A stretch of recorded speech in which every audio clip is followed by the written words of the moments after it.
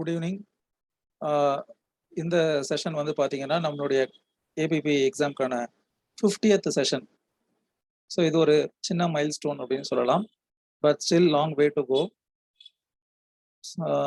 என்னுடைய ரோல் மாதிரி நீங்களும் உங்கள் சைட்லேருந்து தேவையான ப்ரிப்பரேஷன்ஸ் அண்ட் மற்ற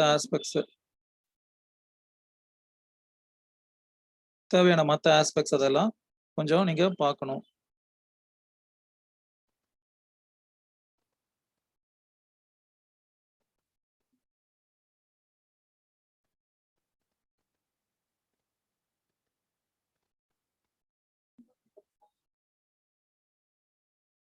ஒரு சின்ன இது நம்ம இன்னைக்கு என்ன டிஸ்கஸ் பண்ண போறோம் அப்படின்னு பார்த்தீங்கன்னா, சிஆர்பிசியில் provisions as to bails and bonds chapter 33 நம்ம இன்னைக்கு டிஸ்கஸ் பண்ண போறோம். So chapter 33 provisions as to bail and bonds section 436 ஆரம்பிச்சு செக்ஷன் 450 வரைக்கும் இருக்கக்கூடிய ஒரு சாப்டர் 436 ஆரம்பிச்சு செக்ஷன் 450 வரைக்கும் இருக்கிறது provisions as to bail and bonds. இதுல ஃபர்ஸ்ட் செக்ஷன் 436 நம்ம பார்க்க போறோம். செக்ஷன் 436 என்ன அப்படின்னு பார்த்தீங்கன்னா, in what cases bail to be taken. நார்மலா நம்ம பெயில் இல்ல ஆன்டிசிபேட்டரி பெயில இந்த செக்ஷன் போட மாட்டோம். Just it is a procedure. First it is telling in what cases bail to be taken அப்படின்னு சொல்லிட்டு section 436 subsection 1. So it has 22 subsections. Subsection 1 என்ன அப்படின்னு பார்த்தீங்கன்னா, when any person other than a person accused of a non-bailable offense is arrested or detained without warrant by an officer in charge of a police station or appears or is brought before a court and is prepared at any time while in the custody of such officer or at any stage of the proceeding before such court to give bail, such person shall be released on bail அப்படின்னு சொல்றாங்க. So first aspect of subsection 1 of section 436 என்ன அப்படின்னு பார்த்தீங்கன்னா, in case of bailable offenses, bail is a matter of right. அதுதான் வந்து first aspect சொல்றாங்க. Classification of offences இருக்கும் இல்லையா, ஃபர்ஸ்ட் ஷெட்யூல்ல கொடுக்கப்பட்டிருக்கும். அந்த கிளாசிஃபிகேஷன் ஆஃப் அஃபென்சஸ்ல if that offence is mentioned as bailable offense, then bail is a matter of right. அப்போ அத்தகைய வழக்குல ஒருவரை டீடைன் பண்ணாலோ அல்லது ஒரு நீதிமன்றத்தின் முன் ஆஜர்படுத்தப்பட்டாலோ and if that person prepares bail அப்படின்னா, then the court or that particular officer who is detaining that person shall release him on bail அப்படின்னு சொல்லப்பட்டிருக்கு. ஸோ ஷால் அப்படிங்கிற போது மேண்டேட்ரி. ஸோ ஒரு பெயிலபிள் அஃபென்ஸ்ல bail is a mandatory right. அதுதான் subsection 1ல சொல்லப்பட்டிருக்கு. provided that such officer or court, if he or it thinks fit, may and shall, if such person is indigent and is unable to furnish surety, instead of taking bail from such person, discharge him on his executing a bond without sureties for the appearance as hereinafter provided.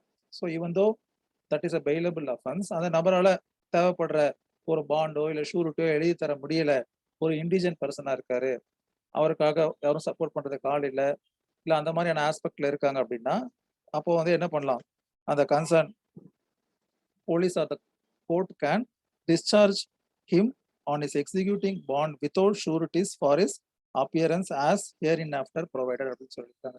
So யார் இண்டிஜென்ட் பர்சன்கிறத எப்படி decide பண்ணுவாங்க அப்படின்னா, அதுக்கு ஒரு explanation கொடுக்கப்பட்டிருக்கு. Explanation, where a person is unable to give bail within a week of the date of his arrest, it shall be sufficient ground for the officer or the court to presume that he is an indigent person for the purposes of this proviso அப்படின்னு சொல்லிட்டு, ஒரு வாரம் ஆகியும் அவரால் என்ன பண்ண முடியல, sureties கொடுக்க முடியல, bail within a week of, unable to give bail within a week of his arrest, ஒரு வாரம் வரைக்கும் அவரால் என்ன பண்ண முடியல, பெயில் வந்து இது பண்ண முடியல அப்படின்னு சொன்னால் அவரை இண்டிஜென்ட் பர்சனாக கன்சிடர் பண்ணி ஷூரிட்டி இல்லாம அவருடைய ஓன் பாண்ட் அவரை எக்ஸிக்யூட் பண்ணி அவரை ரிலீஸ் பண்றதுக்கான நடவடிக்கை எடுக்கணும் அப்படின்னு சொல்லியிருக்காங்க. Provider further that nothing in this section shall be deemed to affect the provisions of subsection 3 of section 116 or section 446A அப்படின்னு சொல்றாங்க. அதாவது இந்த ப்ரொவிஷன் வந்து where that bond is required to keep security as a for good behavior, section 1116லாம் பார்த்தீங்கன்னா அதுதான் அந்த நன்னடத்தைக்காக வாங்கக்கூடிய அந்த ஆஸ்பெக்ட்ஸ் இருக்கு. அதற்கும் செக்ஷன் 446ல அந்த பெயில் வந்து கேன்சல் ஆயிரும். போதுமான ஷூரிட்டிஸோ இல்ல அது சரியான முறையில இல்லை. அப்ப அத்தகைய வழக்குகளுக்கு இது பொருந்தாது அப்படின்னு சொல்றாங்க.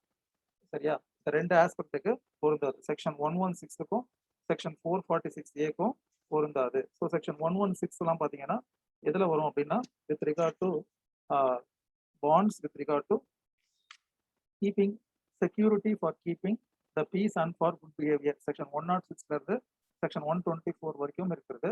அதுல பாத்தீங்கன்னா section 116 is with regard to inquiry as to truth of information அப்படின்னு சொல்றாங்க. அப்போ அந்த செக்ஷன் 116 ஆர் செக்ஷன் 446 இந்த 2 கேட்டகரிக்கும் இது பொருந்தாது. அதாவது ஒருத்தர் இண்டிஜென்ட் பர்சனா கன்சிடர் பண்ணி அவரை வந்து சொந்த இதுல அனுப்புறது ஏற்றுக்கொள்ளப்படாது அப்படின்னு சொல்லப்படுது. தென் subsection 2, notwithstanding anything contained in subsection 1 where a person has failed to comply with the conditions of the bail bond as regards the time and place of attendance, the court may refuse to release him on bail when on a subsequent occasion in the same case he appears before the court or is brought in custody, and any such refusal shall be without prejudice to the powers of the court to call upon any person bound by such bond to pay the penalty thereof under section 446 அப்படின்னு சொல்றாங்க. அதாவது even though ஒரு bailable அஃபென்ஸாக இருந்தாலும் கூட இப்ப நம்ம என்ன பார்த்துட்டு இருக்கோம்னா the first section under this chapter section 436 in what cases bail to be taken அப்படின்னு சொல்றாங்க. அதாவது ஃபர்ஸ்ட் சப்செக்ஷன் 1ல bail is mandatory in cases of other than non bailable offense. கண்டிப்பா பெயில் கொடுக்கப்படும். ஆனா provided some kind of conditions would be imposed. அப்ப அந்த condition சம்பந்தமா தான் சப்செக்ஷன் 1ல ப்ரொவிசோலையும் இப்ப சப்செக்ஷன் 2லையும் நம்ம என்ன பண்றோம் பாக்குறோம். That is if that person is an indigent person அப்படின்னா ஒரு வாரம் ஆகியும் கூட அவரால் பெயில் ப்ரொடியூஸ் பண்ண முடியல அப்படின்னா அவரை இதுல அனுப்பலாம் அப்படின்னு பார்த்தோம். அதே மாதிரி அது செக்ஷன் 116க்கும் செக்ஷன் 446A அப்ளை ஆகாது அப்படிங்கிறத பார்த்தோம். ஆனாலும் கூட அப்படிப்பட்ட ஒரு நபர் ஒரு பெயில வந்து கொடுத்துட்டு வெளில போயிடுறாரு, இது ஒரு பெயிலபிள் அஃபென்ஸ் தான் அப்படின்னு சொல்லிட்டு provided but he cannot keeping up the words. எந்த கண்டிஷன்ல அவருக்கு பெயில் வழங்கப்படுதோ அந்த கண்டிஷன் அவர் கீப் அப் பண்ணல, ப்ராப்பரா இன்வெஸ்டிகேஷனுக்கு ஒத்துழைக்கல, ப்ராப்பரா ட்ரையலுக்கு வரல, இந்த மாதிரியான விஷயங்கள் நடக்கும் பொழுது மறுபடியும் அவர் வந்து அப்பியர் ஆனால் அவருக்கு அந்த பெயில வந்து கொடுக்கணுங்கிற அவசியம் கிடையாது அப்படின்னு சொல்றதுதான் சப்செக்ஷன் 2. அதை தவிர அவர் மேல தனியா நடவடிக்கையும் எடுக்கலாம். செக்ஷன் 446ல அவர் வரல அப்படின்னா அவரோட ஷூரிட்டிஸ் கிட்ட இருந்து வாங்கக்கூடிய அந்த ஆஸ்பெக்ட் இருக்கு இல்லையா, அதை வந்து ஒரு ரியலைசேஷன் அதுல இருந்து நம்ம அந்த என்ன கண்டிஷன்ஸ் கொடுத்துருக்காங்களோ இப்போ 5000 ரூபாய் மதிப்புள்ள ஒரு பொருள்னா அதை ரியலைஸ் பண்றதுக்கான நடவடிக்கைகளை தனியா எடுக்கலாம். இவரை விடுதலை செய்யாம இல்ல அவரை டீடைன் பண்றது ஒரு பக்கம், அதை தவிர அவர் மீது ஏற்கனவே வாங்கப்பட்ட அந்த பாண்ட் இதுல நடவடிக்கை எடுக்கிறதும் தனி நடவடிக்கை அப்படின்னு சொல்றாங்க. இதான் section 436. In what cases bail to be taken. அப்ப செக்ஷன் 436 வந்து என்ன அப்படின்னு பாத்தீங்கன்னா நார்மலா ஒரு பெயிலபிள் அஃபென்ஸ்ல என்ன மாதிரியான சர்க்கம்ஸ்டன்சஸ பண்றது அப்படிங்கிறது. ஸோ நம்ம நார்மலா இது போக மாட்டோம், ஏன்னா ஸ்டேஷன்லயே வந்து மோஸ்டா இதுக்கான ப்ரொசீஜர் என்னவோ அதை ஃபாலோ பண்ணிடுவாங்க. ஒரு ரேஷ் டிரைவிங், ஒரு நெக்லிஜென்ட்டா இது பண்றாங்க, அந்த மாதிரி ஒரு மோட்டார் ஆக்சிடென்ட் கேசஸ் எல்லாம் பாத்தீங்கன்னா ஸ்டேஷன் பெயிலே இது பண்ணிடுவாங்க. ஸோ அதுதான் section 436. Section 436A. Section 436A வந்து ரொம்ப முக்கியமான ஒரு section. Maximum period for which an undertrial prisoner can be detained அப்படின்னு இருக்கக்கூடிய ஒரு பர்டிகுலர் செக்ஷன் 2006 அமெண்ட்மெண்ட்ல கொண்டு வராங்க. Maximum period for which an undertrial prisoner can be detained. ஒரு கன்விக்டட் பிரிசனர்னா நமக்கு தெரியும் சர்டைனா ஒரு குறிப்பிட்ட காலத்துக்கு அவருக்கு இன்பிரிசன்மெண்ட் கொடுத்துருப்பாங்க. Say for example 5 years 10 years அப்படின்னு சொல்லிட்டு. அண்டர் ட்ரையல் பிரிசனர்ங்கிற போது அந்த வழக்கு விசாரணை எவ்வளவு காலம் எடுக்குமோ அது வரைக்கும் அவர் உள்ளதான் இருக்கணுமா இல்ல என்ன அப்படிங்கிற ஆஸ்பெக்ட்ஸ்லாம் இருக்கு இல்லையா. அப்ப என்ன அப்படின்னு சொல்றாங்கன்னா நார்மலா அவர் என்ன குற்றத்திற்காக அவரை வந்து அந்த ட்ரையலை ஃபேஸ் பண்ணிட்டு இருக்காரோ, உள்ள அவர் அண்டர் ட்ரையல் பிரிசனரா இருக்காரோ, அந்த குற்றத்திற்கு வழங்கப்பட்ட தண்டனையின் பாதி காலத்திற்கு மேல் அவரை டீடைன் பண்றது சரியாகாது அப்படின்னு சொல்றாங்க. Of the time of imprisonment provided for that offence if he is convicted. அதுதான் வந்து முக்கியமான ஒரு விஷயம். சில கேசஸ்ல if the court is satisfied அப்படின்னா for reasons recorded to be in writing it can continue that person to be detained அப்படிங்கிற ஒரு ஆஸ்பெக்ட் இருக்கு.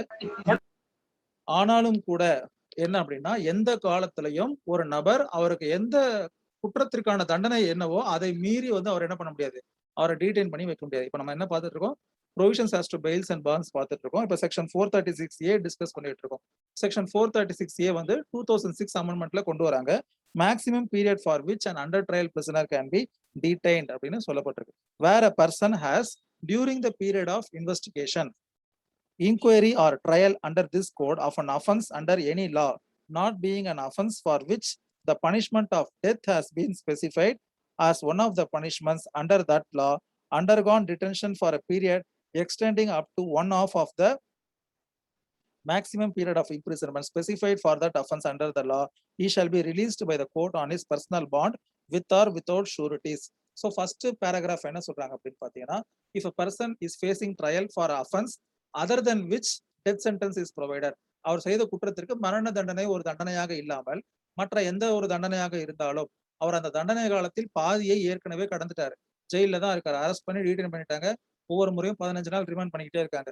சார்ஜ் ஷீட் போட்டாங்க போடல அதெல்லாம் ஒரு பக்கம், சார்ஜ் ஷீட் போட்டாங்க போடலன்னே வச்சுக்கோங்க, சார்ஜ் ஷீட் வந்து போட்டு கேஸ் நடந்துட்டு இருக்கு அப்படின்னாலும் கூட அதிகபட்சம் அந்த குற்றத்திற்கு என்ன தண்டனையோ அதில் பாதி அளவு தண்டனை வந்து அவர் வந்து உள்ள இருந்துட்டார். நான் compulsory you should be granted bail under section 436A. Then provided that the court may, after hearing the public prosecutor and for reasons to be recorded by it in writing, order the continued detention of such person for a period longer than 1/2 of the said period or release him on bail instead of the personal bond with or without sureties அப்படின்னு சொல்றாங்க. ஆனாலும் கூட ஒரு discretionary power கொடுக்குறாங்க கோர்ட்டுக்கு. என்ன அப்படின்னு பாத்தீங்கன்னா, after hearing the public prosecutor and for reasons recorded to be recorded in writing.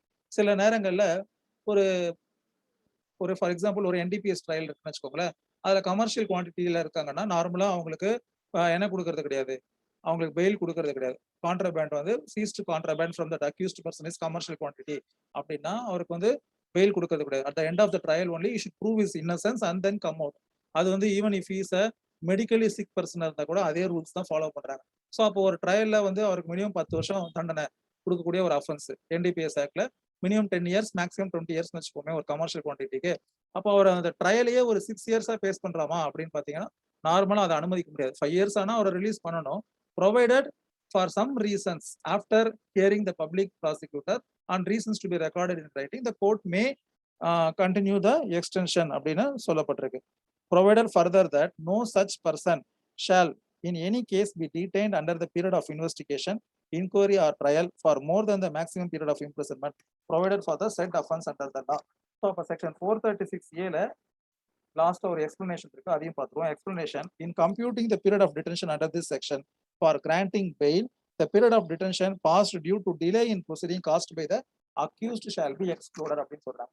So section 430A is with regard to under trial prisoners, how long they can be detained அப்படிங்கிறது, maximum period for which an under trial prisoner can be detained. 3 விஷயம் சொல்லப்படும். First விஷயம், if that offense is not with the death sentence, அந்த குற்றம் அதாவது மரண தண்டனை விதிக்கக்கூடிய குற்றமாக இல்லாத பட்சத்தில் அவர் அந்த குற்றத்திற்கான தண்டனையில் பாதி காலத்தை கழித்தால் நிச்சயமாக அவர் பெயில் கொடுக்கணும். Point number 1. அதுக்கு ப்ரொவிசோ என்ன கொடுக்கப்பட்டிருக்குன்னா, in some cases after hearing the public prosecutor and for reasons to be recorded in writing, court நினைச்சா அந்த 6 months பீரியடுக்கு மேல கூட ஒருத்தரை டிடைன் பண்றதுக்கான உத்தரவை பிறப்பிக்கலாம் அப்படின்னு சொல்லப்பட்டிருக்கு. அதுக்கப்புறமா லாஸ்ட் ஆஸ்பெக்ட் என்ன சொல்லியிருக்காங்கன்னா, in any circumstances a person cannot be inside a prison for more than the period of punishment that can be awarded even if he is convicted. அவர் குற்றவாளி என்று தீர்மானிக்கப்பட்டால் கூட இத்தனை காலம் தான் இருக்க முடியும்னு சொன்னால் அதை தாண்டிய ஒருத்தரை நம்ம அடைச்சு வைக்க முடியாது அப்படின்னு சொல்றாங்க. லாஸ்டா எக்ஸ்பிளனேஷன் என்ன அப்படின்னு பாத்தீங்கன்னா, சில நேரங்களில் அந்த தாமதத்திற்கான காரணம் அந்த குற்றம் சுமத்தப்பட்ட நபர் அவர் ஒரு ப்ரொசீடிங்ஸை ஒரு டிலே பண்றாரு, ஏதோ ஒரு பெட்டிஷன் ஃபைல் பண்றாரு, அதுக்கு மேல ரிவிஷன் ஹைகோர்ட்டுக்கு போறாரு, அங்க போய் ஸ்டே வாங்குறாரு, இல்ல வேற ஏதோ ஒண்ணு பண்றாரு அப்படின்னா அந்த மாதிரியான விஷயங்களுக்கு இது பொருந்தாது அப்படின்னு சொல்லப்பட்டிருக்கு. இதுதான் செக்ஷன் 436A. இப்போ நம்ம மேண்டேட்டரி பெயில் நம்ம ஃபைல் பண்ணோம் இல்லையா, அது எந்த செக்ஷன்ல ஞாபகம் இருக்கா? That is with regard to that filing of charge sheet. Section 163ல நம்ம பார்ப்போம். செக்ஷன் 160, அதாவது நம்ம வந்து வித் ரிகார்ட் டு 173, ஆமா, report of police officer and complication of investigation. அதுல வந்து பாத்தீங்கன்னா ஒரு சார்ஜ் ஷீட்டை குறிப்பிட்ட காலத்துக்குள்ள ஃபைல் பண்ணாம விட்டுட்டா அப்போ அதுக்கான என்ன இது அப்படிங்கிறத நம்ம பார்த்துருப்போம். Section 167 procedure when investigation cannot be completed in 24 hours. Chapter 12ல information to the police and their powers to இன்வெஸ்டிகேட்ல செக்ஷன் 167 வந்து நம்ம மேண்டேட்டரி பெயில் அப்படின்னு சொல்லுவோம். ஒரு குறிப்பிட்ட வழக்குல சார்ஜ் ஷீட்டை குறிப்பிட்ட நாளுக்குள்ள ஃபைல் பண்ணோம்னா கண்டிப்பா அந்த அக்யூஸ் பர்சன்ஸை ரிலீஸ் பண்ணணும் அப்படின்னு சொல்லிட்டு செக்ஷன் 167 என்னங்கிறத சைமல்டேனியஸா பார்த்துருவோம். Section 167 of CrPC. Section 167 of CrPC அப்படிங்கிறது என்ன அப்படின்னு பார்த்தீங்கன்னா, அதுல சப்செக்ஷன் 2, மெயினா subsection 2, magistrate to whom an accused person is forward under this section may, whether he has or not jurisdiction to try the case, from time to time authorize the detention of accused in such custody as such magistrate thinks fit for a term not exceeding 15 days in the whole, and if he has no jurisdiction to try the case or commit it for trial and considers further detention unnecessary, he may order the accused to be forwarded to a magistrate having such jurisdiction, provided that அப்படின்னு இருக்கு. provided that என்ன அப்படின்னு பார்த்தீங்கன்னா, first aspect, the magistrate may authorize the detention of the accused person otherwise then in the custody of police beyond the period of 15 days if he is satisfied that adequate grounds exist for doing so, but no magistrate shall authorize the detention of the accused person in custody under this period for a total period exceeding அப்படின்னு குறிப்பிடப்பட்டிருக்கும். நார்மலா ரிமாண்டே 15 நாளைக்கு ஒரு வாட்டி தான் போடுவாங்க. exceeding 90 days where the investigation relates to an offense punishable with death, imprisonment for life or imprisonment for a term of not less than 10 years. So நார்மலா 60 days 90 daysல ரெண்டு கேட்டகரி இருக்கும். 90 days வந்து பாத்தீங்கன்னா where that offense term of that imprisonment is not less than 10 years. 10 வருடங்களுக்கு அதிகமாக தண்டனை கொடுக்கக்கூடிய வழக்குகள் அல்லது ஆயுள் தண்டனை வழங்கக்கூடிய வழக்குகள் அல்லது மரண தண்டனை வழங்கக்கூடிய வழக்குகள்ல இன்வெஸ்டிகேஷன் எத்தனை நாள்ல கம்ப்ளீட் பண்ணிருக்கணும்? 90 நாட்களுக்குள்ள கம்ப்ளீட் பண்ணிருக்கும். இது எதுல சொல்லிருக்காங்கன்னு பாத்தீங்கன்னா, செக்ஷன் 167 சப்செக்ஷன் 2ல 2A 1ல சொல்லப்பட்டிருக்கு. அதே மாதிரி சப்செக்ஷன் 2A2ல என்ன சொல்லிருக்கு பாத்தீங்கன்னா, in other offences where the punishment is less than 10 years, அந்த அஃபென்சஸை பொறுத்த வரைக்கும் 60 டேஸ்க்குள்ள இன்வெஸ்டிகேஷன் முடிக்கணும் அப்படின்னு சொல்றாங்க. இன்வெஸ்டிகேஷன் முடிக்கிறதுங்கிறது என்ன அப்படின்னு பாத்தீங்கன்னா, அந்த ஃபைனல் ரிப்போர்ட்டை கோர்ட்ல தாக்கல் பண்றது, அதுக்கு பேர் தான் இன்வெஸ்டிகேஷனை கம்ப்ளீட் பண்றது அப்படின்னு சொல்றோம். 173 கிளாஸ் 2ல சார்ஜ் ஷீட் ஃபைல் பண்றோம் இல்லையா, ஃபைனல் ரிப்போர்ட்டை, அதுதான் வந்து இன்வெஸ்டிகேஷன் கம்ப்ளீட்டட் அப்படிங்கிறதுக்கான அர்த்தம். ஸோ அது பாத்தீங்கன்னா 60 days where the investigation relates to any other offense and on the expiry of the said period of 90 days or 60 days as the case may be, the accused person shall be released on bail if he is prepared to and does furnish bail, and every person released on bail under this subsection shall be deemed to be so released under the chapter or provisions of this chapter. அதாவது chapter 33ல நம்ம பார்த்துட்டு இருக்கோம் இல்லையா, provisions as to bail and bonds அப்படின்னு சொல்லிட்டு அந்த சாப்டர்ல ரிலீஸ் பண்ணதாக கருதப்படுவார். இதுல செக்ஷன் 167 சப்செக்ஷன் 2 வந்து மேண்டேட்டரி பெயில் அப்படின்னு சொல்லுவாங்க. சார்ஜ் ஷீட் ஆர் ஃபைனல் ரிப்போர்ட்டை சரியான நேரத்தில் தாக்கல் செய்யாமல் விட்டா அதனால கிடைக்கக்கூடிய ஆஸ்பெக்ட். சரியா, இதுதான் வந்து பாத்தீங்கன்னா அந்த ப்ரொவிஷனுக்கும் இந்த ப்ரொவிஷனுக்கும் இருக்கக்கூடிய வித்தியாசம். இப்ப சார்ஜ் ஷீட்டை போடல அப்படின்னா எந்த வழக்காக இருந்தாலும் அந்த அக்யூஸ்ட் என்ன பண்ணலாம், ரிலீஸ் பண்ணலாம். Even if it is special அஃபென்சஸ்ல சம்பந்தப்படக்கூடிய ஒரு வழக்கு, ஒரு NDPS act it is socio economic offence, அதே மாதிரி ஒரு எந்த அஃபென்ஸா இருந்தாலும் சரி, அதுல வந்து நீங்க அந்த சார்ஜ் ஷீட்டை குறிப்பிட்ட டைமுக்குள்ள ஃபைல் பண்ணல, 90 டேஸ்க்குள்ள ஃபைல் பண்ணல அப்படின்னு சொன்னா அப்ப நிச்சயமாக அவர் is entitled for bail. So இதுவும் 436A பார்க்கும்போது நீங்க என்ன இன்னொரு செக்ஷன் சைமல்டேனியஸா ஞாபகம் வச்சுக்கணும்னா செக்ஷன் 167 சப்செக்ஷன் 2 ஞாபகம் வச்சுக்கணும். இந்த ரெண்டுமே நீங்க சேர்த்து ஞாபகம் வச்சுக்கணும். ஸோ இதுதான் வந்து செக்ஷன் 436A. தென் செக்ஷன் 437. ஸோ செக்ஷன் 437 தான் நம்ம அதிகமா when the accused is arrested and is in custody அப்படின்னா நம்ம செக்ஷன் 437ல ஃபைல் பண்ணக்கூடியது பெயில். ஸோ செக்ஷன் 437 என்ன பார்த்தீங்கன்னா ஒரு நான் பெயிலபிள் அஃபென்சஸை பத்தி அதுல எப்படி பெயில் எடுக்கணும் அப்படிங்கிறது section 437.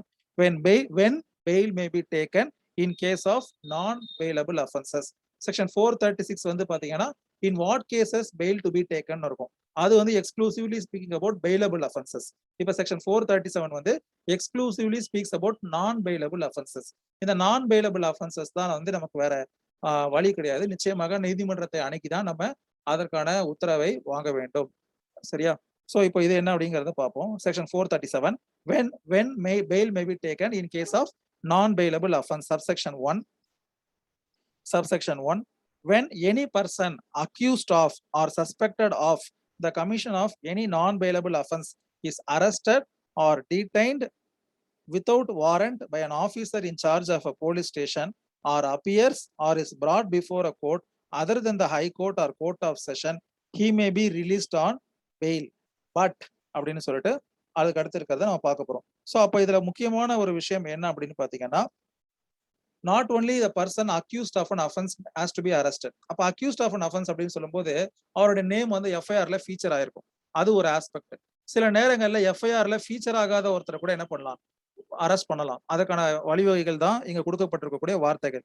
Any person accused of or suspected of, சந்தேகத்துல இருக்கலாம், அவர் செஞ்சாரா செய்யலையான்னு சொல்லிட்டு அவரை கூட அரெஸ்ட் பண்ணலாம். Or the commission of any non bailable offence is arrested or detained of. So when any person is accused of or is suspected of with regard to any offense or any commission of any non-bailable offense is arrested or detained without warrant by an officer in charge of a police station before a court other than high court or court of session, he may be released on bail. But அப்படின்னு சொல்லிட்டு one, such person shall not be so released if there appear reasonable grounds for believing that he has been guilty of an offense punishable with death or imprisonment for life அப்படின்னு first aspectல சொல்லப்பட்டிருக்கு.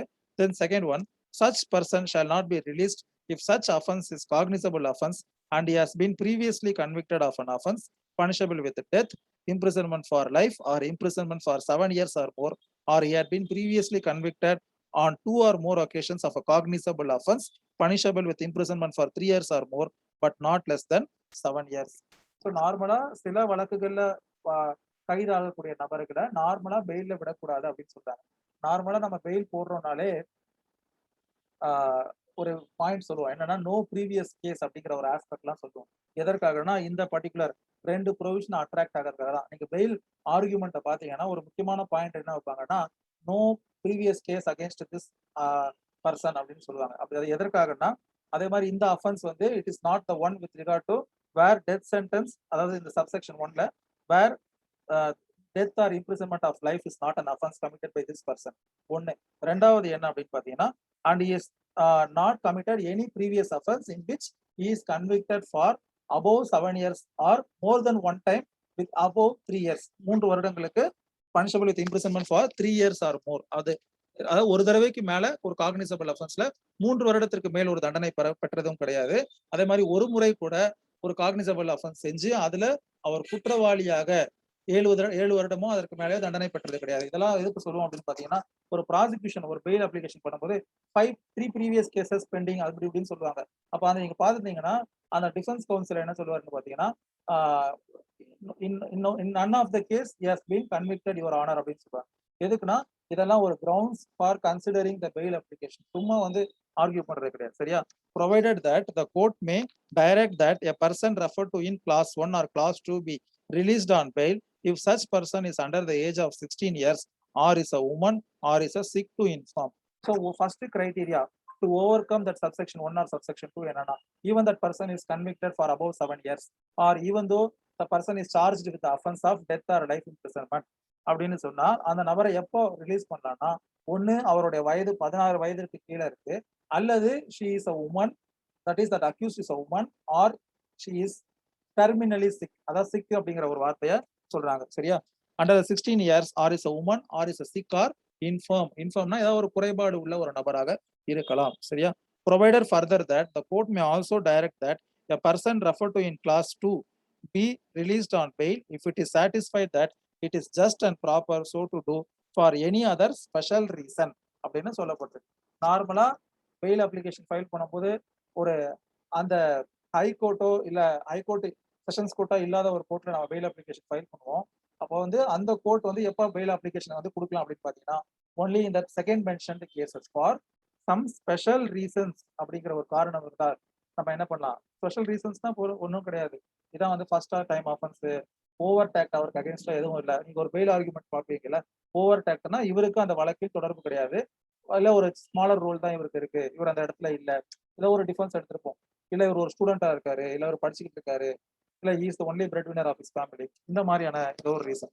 provided also that the mere fact that an accused person may be required for being identified by witness during investigation shall not be sufficient ground for refusing to grant bail if he is otherwise entitled to be released on bail, and gives an undertaking that he shall comply with such directions as may be given by the court. அதாவது I would abide by all the conditions imposed by the court அப்படிங்கிற ஒரு வார்த்தை போட்டு அதுல ஒரு முக்கியமான விஷயம் என்னன்னா, இந்த இன்வெஸ்டிகேஷன் விட்னஸ் வந்து இவரை வந்து அடையாளம் காட்ட வேண்டியது அப்படிங்கறத ஒரு காரணமா வந்து என்ன பண்ண முடியாது, ஒரு பெயில் ரிஜெக்ட் பண்றதுக்கு ஒரு காரணமாக ஏற்றுக்கொள்ள முடியாது அப்படின்னு சொல்லப்பட்டிருக்கு. Provided also that no person shall, if the offense alleged to have been committed by him is punishable with death, imprisonment for life or imprisonment for 7 years or more, be released on bail by the court under this subsection without giving an opportunity of hearing to the public prosecutor. அப்ப 7 வருஷத்துக்கு மேல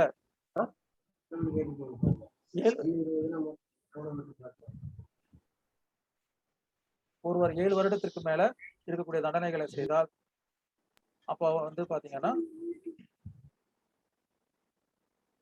என்ன பண்ணக்கூடாது, public prosecutor கிட்ட notice order பண்ணாம, BP கிட்ட notice order பண்ணாம டைரக்டா பெயில் கொடுக்க கூடாது. அதனால பெயில் வந்து பாத்தீங்கன்னா 7 இயர்ஸ் ஆர் மோர் தண்டனை வழங்கக்கூடிய அஃபென்ஸா இருந்தா ஃபர்ஸ்ட் ஹியரிங்கே வந்து 2 டேஸ் கழிச்சு போடுவாங்க. பப்ளிக் ப்ராசிக்யூட்டரோட நோட்டீஸ்க்காக ஃபர்தரா கொடுக்க கூடாதுன்னு சொல்லிட்டு நம்ம ஃபைல் பண்ணும்போதே பிபி கிட்ட காப்பியில சைன் வாங்கிட்டு வந்து இந்த மாதிரி காப்பி சர்வ்டு அப்படிங்கிற அந்த ஆஸ்பெக்டை நம்ம வந்து கோர்ட்ல மென்ஷன் பண்ணுவோம். இது எதுக்குன்னா இந்த ப்ரொவிஷன் படி தான். சரியா? If it appears to such officer or court at any stage of the subsection 2 of section 437, if it appears to the such officer or court at any stage of the investigation, inquiry or trial as the case may be, that there are no reasonable grounds for believing that the accused has committed a non-bailable offense, but that there are sufficient grounds for further inquiry into his guilt, the accused shall, subject to the provisions of section 446A, and pending such inquiry, be released on bail or at the discretion of such officer or court on the execution by him of bond without sureties for his appearance as hereinafter provided அப்படின்னு சொல்றாங்க. இது வந்து பாத்தீங்கன்னா section 437ல subsection 2 என்ன அப்படின்னு பாத்தீங்கன்னா, during that inquiry of the bail application it is seen to the court that this person has not created an offense அப்படின்னு சொன்னால் அவரை ஒரு சூரிட்டி வாங்கிட்டு அவரை விடுதலை செய்வதற்கான நடவடிக்கையை அந்த நீதிமன்றம் எடுக்கலாம் அப்படின்னு சொல்றாங்க. நார்மலா அப்படி எடுக்கிறதுக்கு. Then subsection 3, when a person accused or suspected of the commission of an offense punishable with imprisonment which may extend to 7 years or more of an offense under chapter 6, chapter 16 or chapter 17 of the IPC or abetment or conspiracy or attempt to commit any such offense is released on bail under subsection 1, the court shall impose the condition அப்படின்னு சொல்லப்பட்டிருக்கு. இந்த கண்டிஷன்லாம் என்ன அப்படின்னு பாத்தீங்கன்னா, நம்ம ரெகுலரா ஒரு fail அப்ளிகேஷன்ல போடுவோம். that this person will not involve in a similar offense at any point of time, அந்த மாதிரியான ஒரு விஷயம். அதே மாதிரி he will not induce, threat or promise any person who is acquainted with the facts of this case, அதாவது சாட்சிகளை கலைக்க மாட்டோம். அதே மாதிரி நாங்க இந்த இடத்துல இருந்து ஃப்ளீ பண்ணிட மாட்டோம். person acquainted with the facts of or dissuade him disclosing such fact to the court or to any police officer or tamper with the evidence and may also impose in the interest of justice such other conditions as it considers necessary. இதெல்லாம் தான் நம்ம ரெகுலரா ஒரு fail அப்ளிகேஷன்ல file பண்ணக்கூடிய வார்த்தைகள். அதாவது நான் என்ன பண்ண மாட்டேன், இந்த வழக்கு விசாரணைக்கு ஒத்துழைப்பேன், சாட்சிகளை கலைக்க மாட்டேன், வேற எந்த ஒரு இடத்துக்கும் தப்பி போறதோ இல்லை அந்த மாதிரி விஷயங்களை செய்ய மாட்டேன், மற்ற எந்த ஒரு கண்டிஷன்ஸ் இம்போஸ் பண்ணாலும் அதை நான் கம்ப்ளை பண்றதுக்கு தயாரா இருக்கேன் அப்படிங்கிற ஆஸ்பெக்ட்ஸை நம்ம போடுவோம். So what is this with regard to chapter 6, chapter 16 or chapter 17 of the IPC அப்படின்னு பார்த்தோம் அப்படின்னா, chapter 6, chapter 16 and chapter 17. Chapter 6 வந்து பாத்தீங்கன்னா அஃபென்சஸ் அகைன்ஸ்ட் ஸ்டேட். நம்ம 121ல இருந்து 130 வரைக்கும் அதுல முக்கியமான அஃபென்ஸ் பாத்தீங்கன்னா 124A செடிஷன் அப்படிங்கிற ஒரு வார்த்தை இருக்கும். அதாவது நம்மளுடைய இறையாண்மைக்கு எதிராக தப்பு செய்யறவங்க, அந்த மாதிரி இந்த நாட்டுக்கு எதிராக போர் மற்ற விஷயங்கள் செய்யறவங்க. சாப்டர் 6. அதுக்கு அடுத்து chapter 17 and chapter 18. So chapter 17 and chapter 18 என்ன அப்படின்னு பாத்தீங்கன்னா, chapter 17 is offences against property. Chapter 18 இல்ல, சாப்டர் 16 இஸ் அஃபென்சஸ் அகைன்ஸ்ட் பாடி. இப்போ இந்த அஃபென்சஸ்க்குலாம் வந்து பெயில் கொடுக்கறதாக இருந்தால் என்ன மாதிரியான ஆஸ்பெக்ட்ஸை ஃபாலோ பண்ணணும் அப்படிங்கிறதா இந்த ஆஸ்பெக்ட்ஸ். நான் சாட்சிகளை கலைக்க மாட்டேன், அந்த மாதிரியான எக்ஸ்ட்ரா கண்டிஷன்ஸை இம்போஸ் பண்றது. Subsection 4, an officer or a court releasing any person on bail under subsection 1 or subsection 2 shall record in writing his or its reasons or special reasons for so doing. So அந்த ஜாமீன் மனுவில் அதை எதற்காக எந்த அடிப்படையில் அவருக்கு ஜாமீன் வழங்குறோம் அப்படிங்கிற அந்த காரணத்தை நீதிபதி குறிப்பிட வேண்டும் அப்படின்னு சொல்லப்பட்டிருக்கு. Then subsection 5, any court which has released a person on bail under subsection 1 or subsection 2 may, if it considers it necessary so to do, direct that such person be arrested and commit him to custody. ஒரு fail வந்து cancellation of fail அப்படின்னு சொல்லுவோம் இல்லையா, அது மாதிரியான ஒரு provision தான் இந்த 437 சப்செக்ஷன் 5ல வரக்கூடிய 437 சப்செக்ஷன் 5 ரெட் வித் செக்ஷன் 482. ஒரு நபர் வந்து ஒரு கோர்ட்ல மனு தாக்கல் பண்றாரு.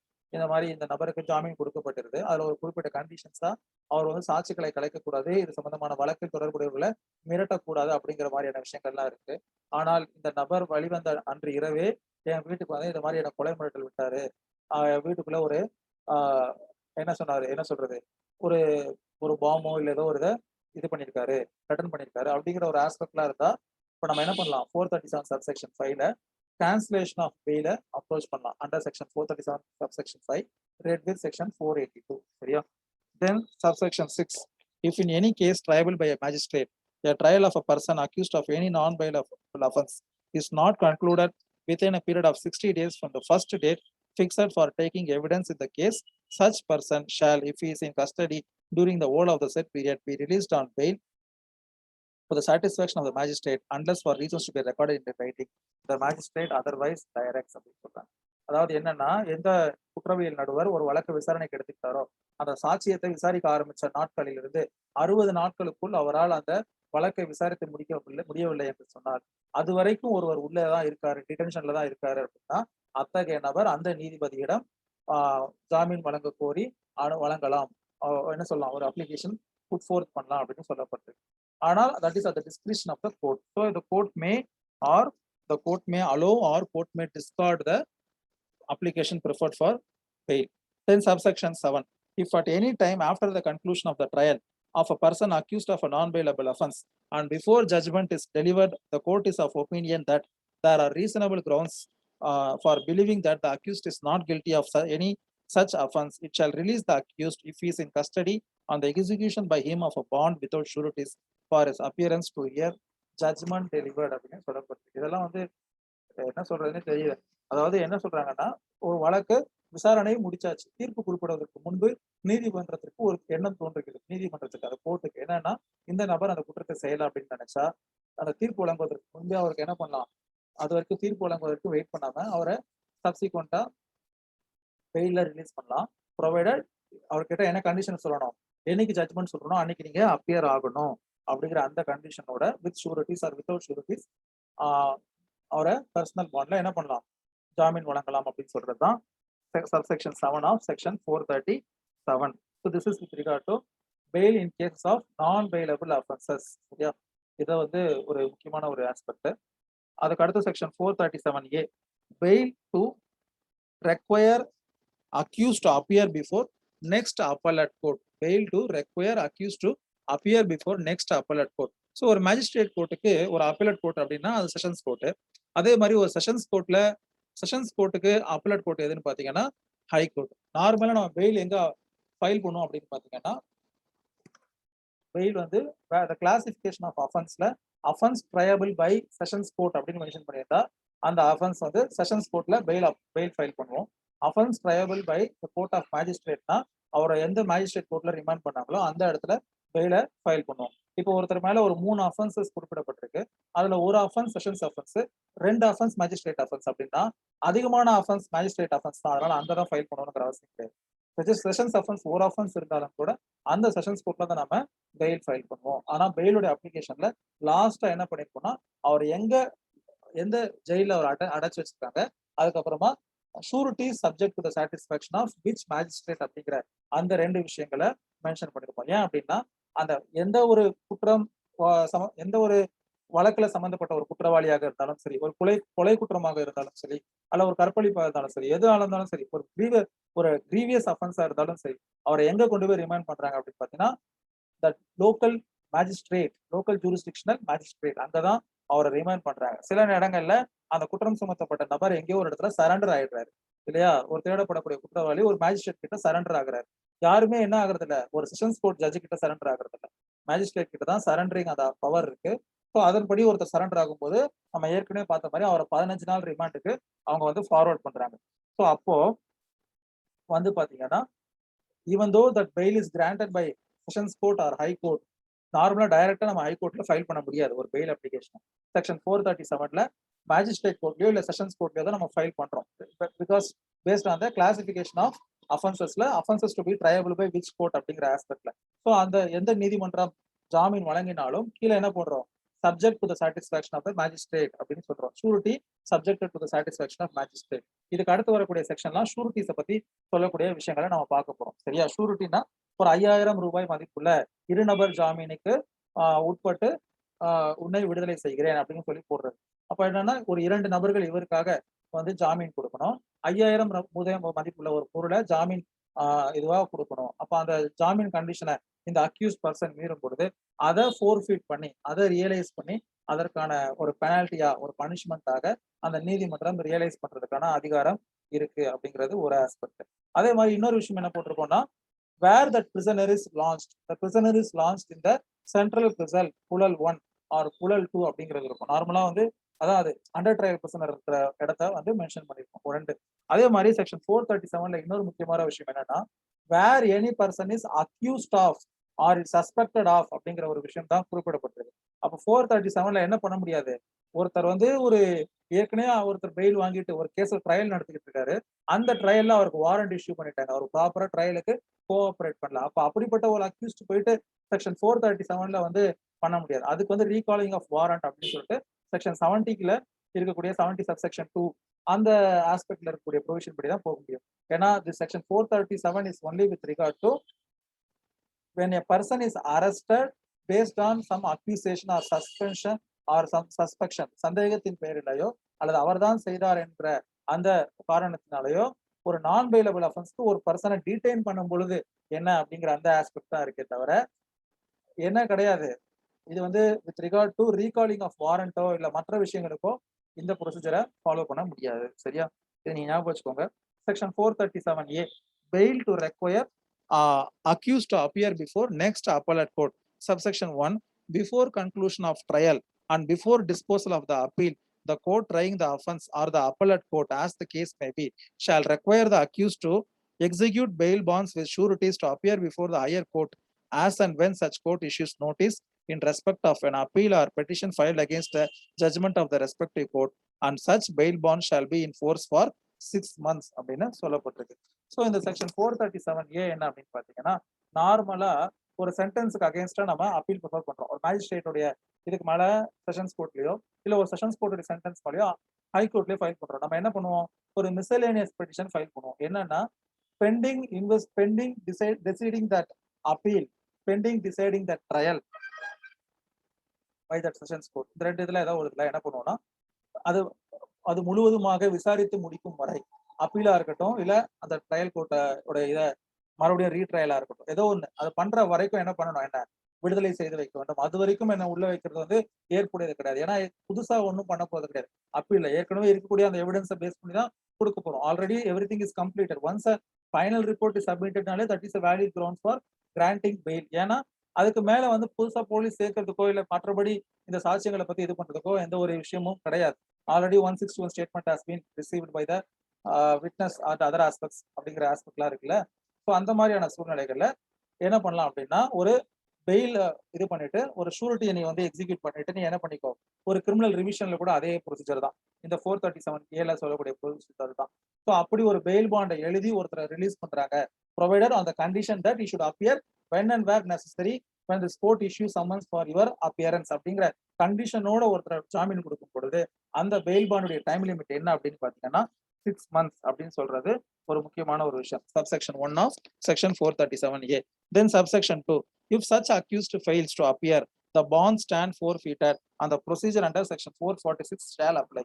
நான் சொன்னேன் இல்லையா, இப்ப இந்த இருநபர் ஜாமீன்ல ஒருத்தர் விடுதலை செய்யறாங்க, 10,000 ரூபாய் மதிப்புல இருநபர் ஜாமீன். அப்ப அந்த பொருட்களை அவர் என்னதான் வந்து ஷூரிட்டி வச்சிருக்கோங்களோ அதை ஃபோர்ஃபீட் பண்ணிட்டு அதுல அவருடைய உரிமையை கைவிட்டதாக அர்த்தம். அப்ப அதை எப்படி ரியலைஸ் பண்ணணுமோ அதை ஒரு ஆப்ஷன்ல விட்டு அந்த பணத்தை ரியலைஸ் பண்ணுறோமோ இல்ல ஏதோ ஒண்ணு, it is like a penalty for disobeying the direction under law. சரியா?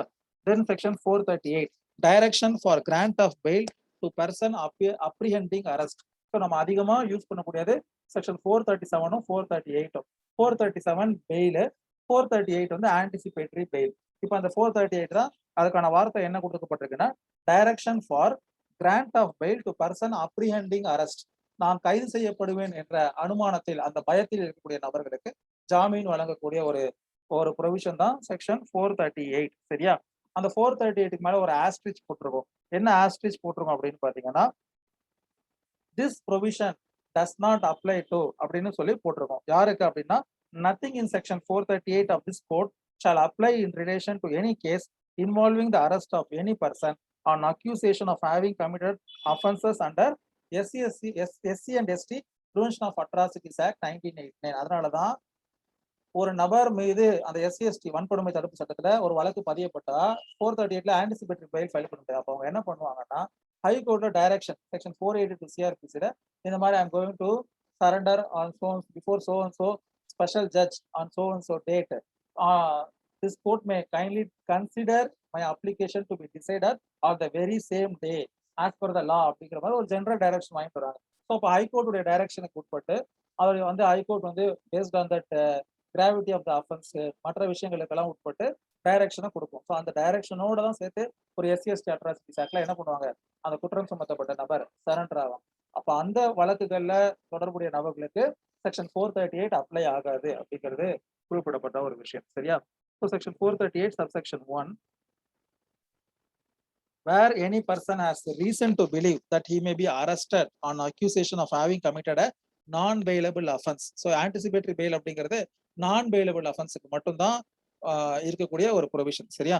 Non-bailable offense, he may apply to the High Court or the Court of Session for direction under this section that in the event of such arrest he shall be released on bail, and the court may, after taking into consideration the following factors, namely நம்ம ரெகுலரா ஒரு ஏபில file பண்ணுவோம்ல, natural and gravity of the offence 1, 2 the antecedents of the applicant, அதாவது அவர் முன்னாடி அவர் மேல ஏதாவது குற்றச்சாட்டுகள் இருக்கா, இதே மாதிரியான வழக்குகள்ல தொடர்புடையவராக இருக்காரா அப்படிங்கிற அந்த aspect.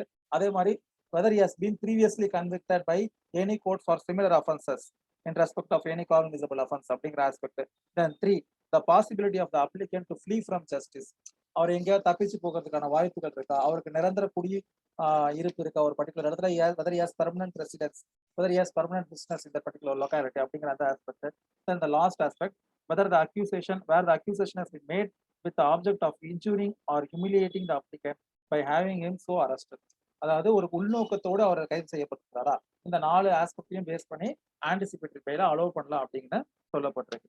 either reject the application forthwith or issue an interim order for the grant of anticipatory bail அப்படின்னு சொல்லப்பட்டிருக்கு. இந்த 4 விஷயத்த கருத்துல எடுத்துக்கணும். எந்த கோர்ட்டு, தட் ஹை கோர்ட்டா செஷன்ஸ் கோர்ட். அப்ப ஏபி வழங்கக்கூடிய அதிகாரம் ஒரு ஹை கோர்ட்டுக்கோ இல்ல செஷன்ஸ் கோர்ட்டுக்கோ தான் இருக்கு. Concurrent jurisdiction either high court or sessions court. But இப்போ என்ன பண்றாங்கன்னா due to some procedural followings that superiority, அதுல என்ன பண்றாங்கன்னா ஹைகோர்ட் வந்து நீங்க செஷன்ஸ் கோர்ட்ல ஃபைல் பண்ணிட்டு இங்க வாங்க அப்படிங்கிற ஒரு டைரக்ஷனை கொடுக்குறாங்க. But as per the law it is only a concurrent jurisdiction. சரியா? Subsection 1A, where the court grants an interim order under subsection 1, it shall forthwith cause a notice not less than 7 days notice, together with a copy of such order to be served on the PP and the SP of police, with a view to give the PP a reasonable opportunity of being heard when the application shall be finally heard by court அப்படின்னு சொல்றாங்க. அந்த application கொடுக்கும் பொழுதே ஒருவருக்கு ஜாமீன் வழங்கி விடும் பொழுது பப்ளிக் ப்ராசிக்யூட்டருக்கு ஒரு 7 நாட்களுக்குள்ள ஒரு நோட்டீஸை கொடுத்து ஃபைனல் ஹியரிங்க்கு போஸ்ட் பண்ணணும் அப்படிங்கிற ஆஸ்பெக்ட சொல்றாங்க. Then subsection 1B, the presence of the applicant seeking anticipatory bail shall be obligatory at the time of final hearing of the application on passing of final order by the court. If an application made it to by the PP, the court considers such presence necessary in the interest of justice. So ஒரு application பெயிலோ இல்லை anticipatory பெயிலோ அந்த அப்ளிகேஷனை here பண்ணும் பொழுது நார்மலா அந்த நபர் இருக்கணுங்கிற அவசியம் கிடையாது. Then subsection 2, அப்புறம் unless and until it is the court feels that it is necessary his presence before hearing that case அப்படின்னு நினைச்சா மட்டும் தேவை. Then subsection 2, when the high court or the court of sessions makes a direction under subsection 1, it may include such condition in such direction in the lights of the facts of particular case as it may think fit, including அப்படின்னு சொல்லிட்டு நார்மலா இருக்கக்கூடாது. எப்பெல்லாம் விசாரணைக்கு ஆஜராகணும்னு அழைக்கிறாங்களோ அப்பெல்லாம் விசாரணைக்கு ஆஜராகணும், ஒத்துழைக்கணும். 1. 2வது, அவருக்கு இந்த வழக்கு சம்பந்தப்பட்ட தகவல்களை யாரும் சொல்லாம இருக்கிறமா தடுக்க கூடாது. 2. அதே மாதிரி 3வது, இந்த கோர்ட்டோட அனுமதி இல்லாம அவர் வந்து வெளிநாடுகளுக்கு போகக்கூடாது. அதே மாதிரி நார்மலா ஒரு பெயில் கண்டிஷன்ஸ்ல என்னென்ன கண்டிஷன்ஸ் இம்போஸ் பண்ணணுமோ அதையும் சேர்த்து இம்போஸ் பண்றதுக்கு ப்ரொவிஷன்ஸ் ஆன்டிசிபேட்டரி பெயில கொடுக்கப்பட்டிருக்கு. Then last subsection 3, if such person is thereafter arrested without warrant by an officer in charge of a police station on such accusation and is prepared either at the time of arrest or at any time while in the custody of such officer to give bail, he shall be released on bail and if a magistrate taking cognizance of such offense decides that the warrant should be issued in the first instance against the person, he shall issue a bailable warrant in conformity with the direction of the court under subsection 1. நார்மலா once AB கொடுத்துட்டா என்ன பண்ணக்கூடாது, அந்த நபரை arrest பண்ணக்கூடாது அப்படின்னு சொல்றதுதான் the last subsection. சரியா? Then we'll move on to next section, section 439. section 439 வந்து ஒரு முக்கியமான ஒரு provision. Special court power of high court or court of sessions regarding bail. அது என்ன அப்படின்னு பாத்தீங்கன்னா, ஒரு கீழமை நீதிமன்றம் வழங்கக்கூடிய அந்த கண்டிஷனை செட் அசைட் பண்றதுக்கோ மாடிஃபை பண்றதுக்கோ கூட இந்த ஹை கோர்ட்டுக்கும் செஷன்ஸ் கோர்ட்டுக்கும் பவர் இருக்கு அண்டர் செக்ஷன் 439. ஃபார் எக்ஸாம்பிள், ஒரு மேஜிஸ்ட்ரேட் கோர்ட் பெயில் கொடுத்தாங்க. ப்ரொவைடட் ஆன் வாட் கண்டிஷன் அப்படின்னா, you should deposit an amount of 15 lakhs அப்படின்னு சொல்லிட்டு. சப்சிக்வெண்டா என்ன ஆயிருது, ரெண்டு பேரும் காம்ப்ரமைஸ் ஆயிடுறாங்க, டிஃபெக்ட் கம்ப்ளைண்ட்டும் அக்யூஸ்டும். அப்ப அந்த ரெண்டு பேரும் விரும்பினால் டைரக்டா அந்த ஆர்டர் காப்பியோட சேர்த்து இந்த செக்ஷன் 439ல ஹை கோர்ட்லயோ இல்ல செஷன்ஸ் கோர்ட்லயோ ஒரு மனுவை தாக்கல் பண்ணி, இந்த மாதிரி இந்த காரணங்களுக்காக இந்த கேஸை மறுபடியும் ஃபர்தரா இந்த ஹெவி கண்டிஷன் இம்போஸ் பண்ண வேண்டிய அவசியம் இல்லை, எங்களுக்குள்ள இந்த கேஸ் காம்ப்ரமைஸ் ஆயிடுச்சு, செட்டில் ஆயிடுச்சு, அதனால மாடிஃபை பண்ணுங்க, ஷூரிட்டியை நார்மல் ஷூரிட்டியா கொடுங்க அப்படின்னு சொல்லிட்டு சப்சிக்வெண்டா அதை குவாஷ் பண்றதுக்கு கூட பெட்டிஷன்ஸை மூவ் பண்ணிக்கலாம். சரியா? Section 439 special power of high court or court of sessions regarding bail. Subsection 1, a high court or court of session may direct a that any person accused of an offense and in custody be released on bail, and if the offense is of the nature specified in subsection 3 of section 437, may impose any condition which it considers necessary for the purposes mentioned in that subsection. Then b that any condition imposed by a magistrate when releasing any person on bail be set aside or modified. அதான் நான் சொன்னேன் இல்லையா? So 437ல fail ஒருத்தருக்கு வழங்கப்படுது. அந்த fail வழங்கப்போது அவர் கொடுக்கக்கூடிய condition வந்து ஓனரஸ் கண்டிஷனா இருக்கு, ரொம்ப கடினமானதா, அவரால் ஃபாலோ பண்ண முடியாததா இருக்கு அப்படின்னா அதை மாடிஃபை பண்றதோ இல்ல சட்டசைட் பண்றதுக்கோ ஹை கோர்ட்டுக்கு 439ல என்ன இருக்கு, அதிகாரம் இருக்கு. Provided that the high court or the court of session before granting bail to a person who is accused of an offence which is triable exclusive by court of session. இது என்ன அப்படின்னு பாத்தீங்கன்னா, public ப்ராசிக்யூட்டருக்கு ஒரு நோட்டீஸை issue பண்ணணும் அப்படிங்கிறது தான் இந்த விஷயம் சொல்லப்பட்டிருக்கு. Then subsection 2ல a high court or court of session may direct that any person who has been released on bail under this chapter be arrested and commit him to custody. நம்ம நார்மலா பார்ப்போம் இல்லையா, cancellation of bail அப்படின்னு சொல்லிட்டு file பண்றது. இதுவும் வந்து section 439 subsection 2ல file பண்ணலாம் அப்படின்னு சொல்லப்பட்டிருக்கு. ஏற்கனவே இதே மாதிரியான ஒரு ப்ரொவிஷனை நம்ம பார்த்தோம். ஸோ இது வந்து பாத்தீங்கன்னா செக்ஷன் 439ல இருக்கக்கூடிய ஒரு விஷயம். அதுக்கு அடுத்து இருக்கக்கூடிய செக்ஷன் 440 to 450 எல்லாமே பாத்தீங்கன்னா with regard to sureties and their liability, இந்த மாதிரியான விஷயங்கள் தான் இருக்கு. அதுல நீங்க முக்கியமா தெரிஞ்சுக்க வேண்டிய விஷயம் என்ன அப்படின்னு பாத்தீங்கன்னா, செக்ஷன் 446 அண்ட் 446A. 446 வந்து என்ன அப்படின்னு பாத்தீங்கன்னா, procedure when bond has been ஃபோர்ஃபிட்டட். So ஒரு ஷூரிட்டி கொடுக்கக்கூடிய அந்த கண்டிஷனை மீறி அவர் செயல்படுறார், ஜாமீனுக்கு வழங்கப்பட்ட நிபந்தனைகளை மீறும் பொழுது அந்த ஜாமீனை ஃபோர்ஃபீட் பண்ணதா, அதுல அவர் என்ன ஒரு செக்யூரிட்டியோ ஒரு ஷூரிட்டியோ வச்சுக்காங்களோ அதை ஃபோர்ஃபீட் பண்ணதா இருக்கும். அது வந்து செக்ஷன் 446ல சொல்லப்பட்டிருக்கு. பொதுவாக எதற்காக ஜாமீன் வாங்குவோம் அப்படின்னா, எதற்காக அந்த கண்டிஷனை இம்போஸ் பண்ணோம்னா, for is appearance first aspect, any property R other aspects will be produced before the court. அது ஒண்ணு. அதே மாதிரி 446A வந்து cancellation of bond and bail bond, இது வந்து கோர்ட்டுடைய டிஸ்கிரிஷன். ஸோ இதெல்லாம் வந்து செக்ஷன் 446 அண்ட் 446A. இதை பத்தி டீட்டெயிலா கொஞ்சம் இன்னொரு செஷன்ல டிஸ்கஸ் பண்ணுவோம். தேங்க்யூ.